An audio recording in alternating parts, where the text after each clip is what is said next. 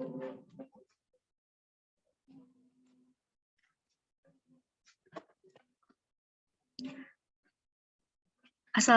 warahmatullahi wabarakatuh. Perkenalkan, kami dari kelompok 5 dari kelas 4C, Prodi Sistem Informasi. Di sini akan mempresentasikan tentang implementasi Mikrotik Wireless Controller Capsman. Sebelumnya izinkan kami memperkenalkan diri.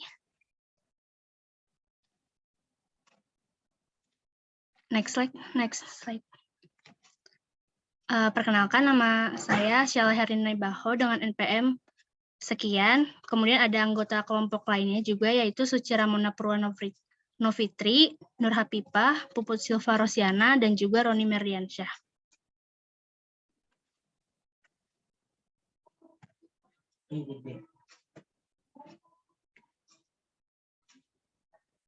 Di sini yang pertama adalah latar belakang, yaitu latar belakang penggunaan fitur Mikrotik Capsman menjadi salah satu pendukung untuk pemusatan perangkat nirkabel. Capsman sendiri terdiri dari kata cap, controlled access point, dengan penambahan caps sama dengan banyak mikrotik router, dan man itu manager. Dari hal tersebut terbentuklah Capsman, singkatan dari Controlled Access Point System Manager. Penggunaan fitur Capsman sendiri ini memungkinkan pemusatan manajemen jaringan nirkabel, dan jika perlu pengolahan data.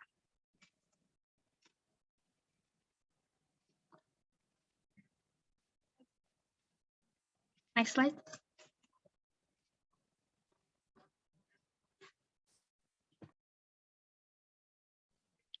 Saat menggunakan fitur Capsman, jaringan akan terdiri dari sejumlah controlled access point yang menyediakan konektivitas nirkabel dan sistem manager yang mengolah konfigurasi access point.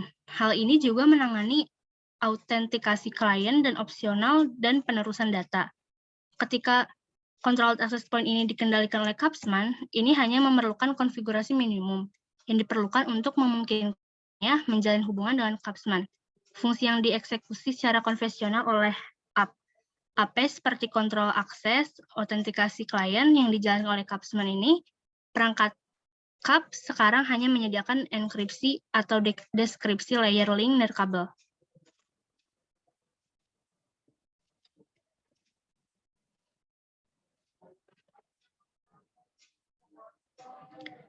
Di sini ada alat dan bahannya. Yang pertama itu router Mikrotik X86 atau RB, kemudian ada router OS versi 6.11 ke atas, dan yang terakhir itu ada package wireless yang sudah terinstall.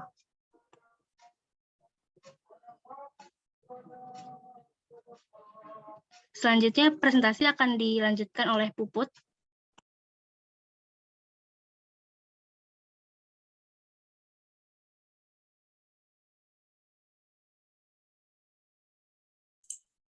Nah, selanjutnya di sini ada metode penelitian. Arti metode secara umum diartikan sebagai proses, cara, atau prosedur yang digunakan untuk memecahkan suatu masalah.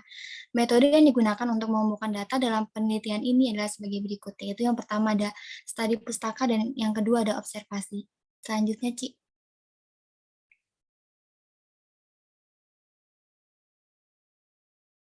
Nah, yang pertama di sini ada studi pustaka. Studi pustaka merupakan metode pengumpulan data yang diarahkan kepada pencarian data dan informasi melalui dokumen-dokumen, baik dokumen tertulis, foto-foto, gambar, maupun dokumen elektronik yang dapat mendukung dalam proses penulisan. Selanjutnya, Ci.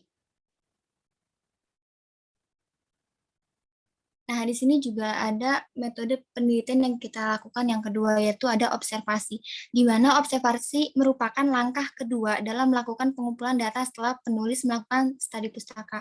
Observasi merupakan teknik pengumpulan data dengan cara melakukan pengamatan tentang keadaan yang ada di lapangan. Dengan melakukan observasi, penulis menjadi lebih memahami tentang subjek dan objek yang sedang teliti.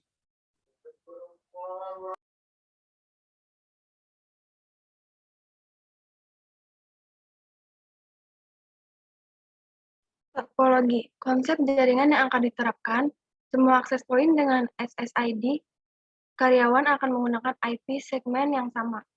Selain IP karyawan, juga akan ada IP dengan SSID tamu, menggunakan fitur VIP yang digunakan untuk mendistribusikan hotspot.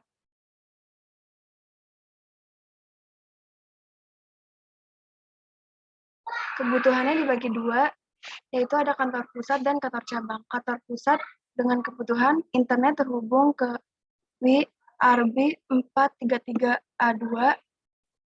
Selain sebagai router gateway, ARB 433 juga berfungsi untuk lantai 1 kantor pusat, serta sebagai wireless CHAPSMAN. RB951U 2HND digunakan sebagai akses poin lantai 2.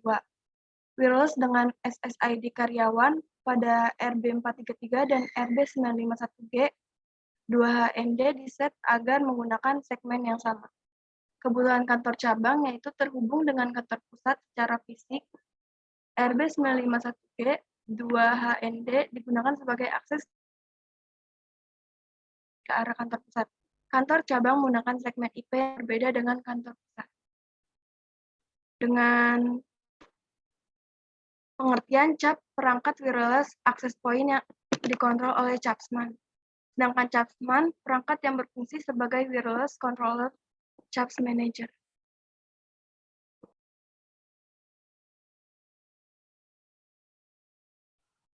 Selanjutnya ada konfigurasi.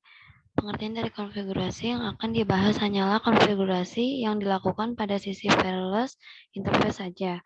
Untuk menggunakan fitur CAPSMAN, semua perangkat baik wireless AP atau CAP dan wireless controller atau CAPSMAN harus menggunakan MikroTik dengan minimal router OS V611 serta antara CAP dan CAPSMAN harus menggunakan versi yang sama. Pada contoh ini kami menggunakan router OS F619. Selanjutnya ada setting CAP. Yang pertama itu kita mengaktifkan fitur CAP pada menu wireless, lalu CAP dan definisikan interface wireless mana yang akan diset untuk bisa dikontrol pada CAPSMAN. Pada contoh kasus ini, pengaktifan CAP harus dilakukan untuk interface wireless RB951G dan 2HND, kantor pusat RB951G 2HND, kantor cabang, serta RB433 sendiri.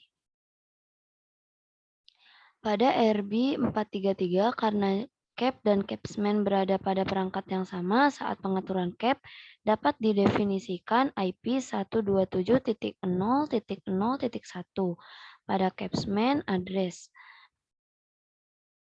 Selanjutnya akan dibacakan oleh Roni.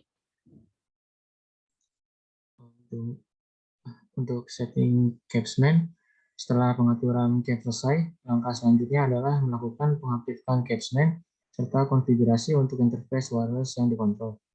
Adapun caranya, klik berada di menu manager, maka secara otomatis interface CAP akan muncul pada menu CAPSMAN ke interface. Sampai langkah ini, komunikasi CAP dengan CAPSMAN sudah terbentuk.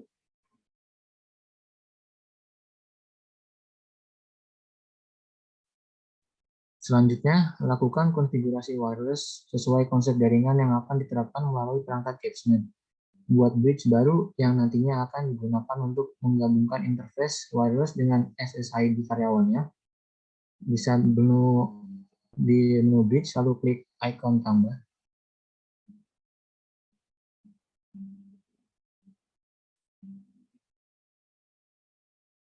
Kemudian lakukan setting wireless AP melalui CAPSMAN. Ada dua cara untuk melakukan settingan setiap AP yang sudah tergabung dalam CAPSMAN.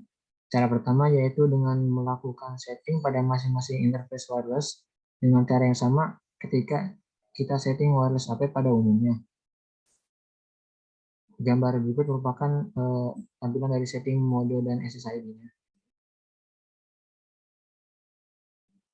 Selanjutnya ini ada channel. Untuk penentuan channel dan frekuensi, di mana frekuensinya kita masukkan, wide-nya dan band-nya juga kita inputkan.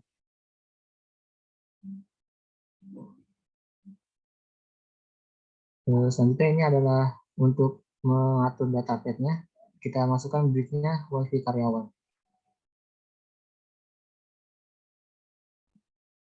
Oke, selanjutnya itu ada security, di mana kita mencentang hampir semuanya, di mana ada WP PSK, WPA2 PSK, SCCM, dan TKIP. Grup enkripsinya juga kita isi dengan password-nya, S-nya juga kita inputkan. Setting tersebut dilakukan untuk semua perangkat CAP dengan distribusi wireless SSID karyawan.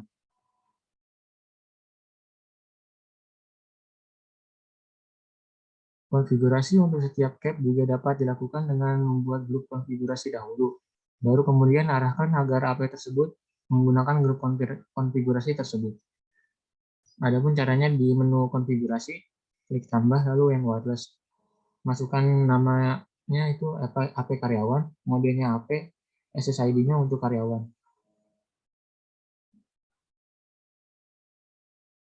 Sampai di sini semua wireless AP sudah terkonfigurasi dengan SSID karyawan dan secara otomatis masuk ke dalam bridge WiFi karyawan. Berikut tampilannya.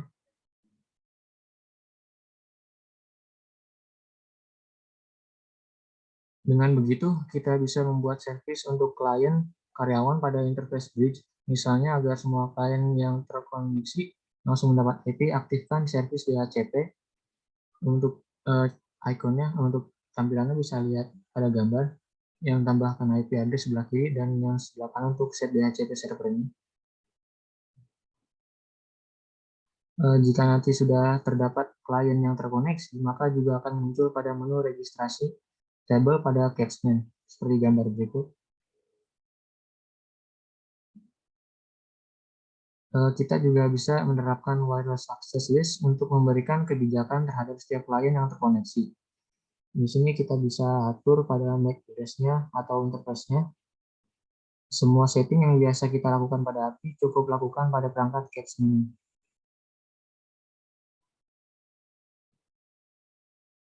Dari konsep jaringan awal, selain SSID karyawan, juga akan ada SSID tamu untuk memberikan layanan internet kepada tamu yang berkunjung ke kantor. Untuk akses tamu, diberikan autentikasi berupa service hotspot.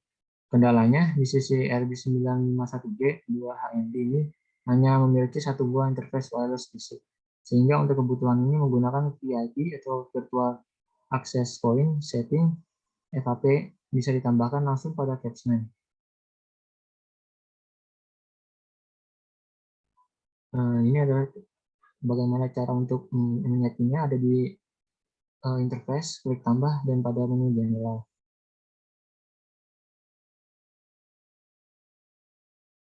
Lalu akan muncul interface baru pada interface Capsman.